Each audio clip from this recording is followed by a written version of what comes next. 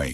ChatGPT, Gemini, குரோக், DeepSeek இவையெல்லாம் வேலை செய்ய டேட்டா சென்டர்ஸ் தேவை. இந்த டேட்டா சென்டர்ஸ் தொடர்ந்து வேலை செய்ய அவற்றை குளிர்விக்க வேண்டும். அதற்கு தேவையானது தண்ணீர். இதோ அதற்கான அதிர்ச்சி தகவல்கள். டேட்டா சென்டர்களின் உண்மையான நீர் நுகர்வு 2023 மட்டும் 17 பில்லியன் கேலன் தண்ணீர். 2028க்குள் 68 பில்லியன் கேலன் தண்ணீர். இது 300% அதிகரிப்பு. அதாவது நாம் வீட்டில் சேமிக்கும் 1 லிட்டர் தண்ணீரை போலல்ல. டேட்டா சென்டர்ஸ் ஒவ்வொரு நாளும் நகரமெங்கும் மக்கள் குடிக்கும் நீரை விட அதிகமாக குடிக்கிறது.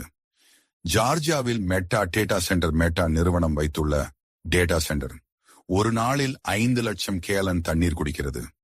அங்குள்ள மக்கள் ஒரு நாளில் குடிக்கும் நீரை விட அந்த டேட்டா சென்டர் தனியாக குடிக்கும் நீர் அதிகம்.